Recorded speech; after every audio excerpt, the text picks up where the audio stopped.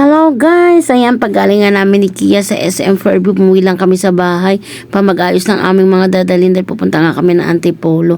May binook ngayon kapatid ko na condo at doon nga daw kami magse-celebrate ng birthday niya. Ayan, papunta na nga kami. Nag-grab nga lang kami. Pero dito sa may Antipolo, hindi siya masyadong maulan. Diba? Pero kanina doon sa SM Fairview, sobrang lakas ng ulan. Akala namin hindi titigil, pero dito pala sa dito maaraw.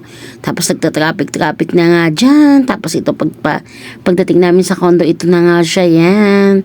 Ang ganda ng lugar. Dito nga yan sa may Antipolo 102 Plaza Rafael Tower. Ayan, yung pangalan ng building 102 Plaza. Yan, may mga gamit na nga siya na pwede daw namin gamitin sa pagluluto, sa kainan, at saka may mga condiments din. Tapos ang bango pa. Yan, pwede daw namin lutuin yan.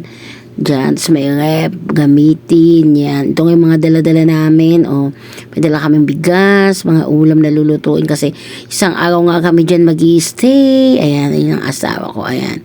Naghahanap na siya ng damit na papalitan at pupunta nga daw kami sa taas, sa rooftop kasi titignan namin yung swimming pool, tapos yung mga palaruan daw doon yung mga bata. Gabi na nga yan, alas 6 na nga kami nakapasok dyan sa condo kasi nga alas 2 dapat kami na dyan. Kaya lang sa sobrang antayan, hinantay pa namin yung asawa ko kasi pumasok yan sa work. Yan, tapos ito na nga, kinakalkal na nga namin yung mga bitbit namin at maghahapunan muna kami bago kami mag-tour dito sa aming condo kasi marami daw doon magagandang place sa taas sa rooftop. Kaya lang masyado mo nakakahilo yung elevator, lalo na pag hindi ka sanay. Baka nasusuka na hindi maintindihan, tas kabado kapag yumanig yung kabado, lalo na yung anak ko dyan na panganay. Diyos ko po, kung makakapit sa'yo wala nang bukas.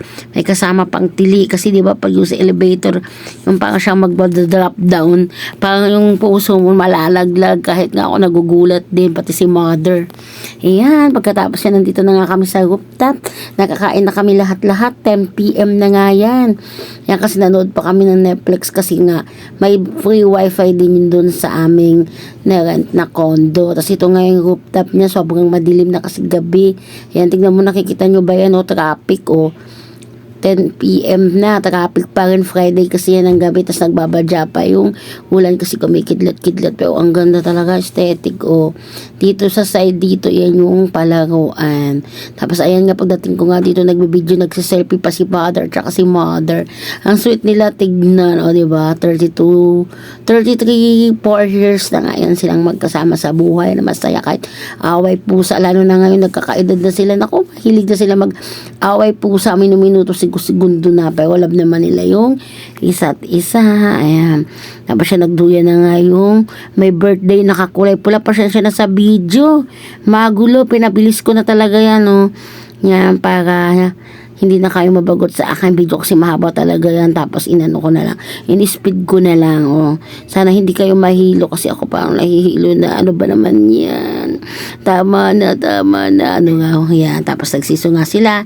Tapos ayan, dumating na nga yung kapatid ko isa kasi sabi hanggang 10 PM lang daw to, 11 magsasara na daw yung rooftop, isasara. Yan, kaya yan, sinulit na namin. Pagkatapos naman namin yung malapit na kaming umuwi, pababa na kami sa aming condo. Yan, naglaro muna siya dyan ng tubig. Ayan, tapos sinaway ko na nga siya na tara na kasi kung ayaw niyang sumama, iiwan na nga namin siya dito. Pas yun ito. Kung gusto mo naman ng pamuni-muni, mayroon din siyang upuan dyan. Ayan, tapos bumalik na naman nga ako dito sa palaruan kasi nandun sila nagsiselfie lahat. Kasi kanina nga nandito sila mother, tapos dito naman sa may kabila. Wala pala yung swimming pool dito, nandun pala sa kabilang building. Bukas na lang kami maliligo.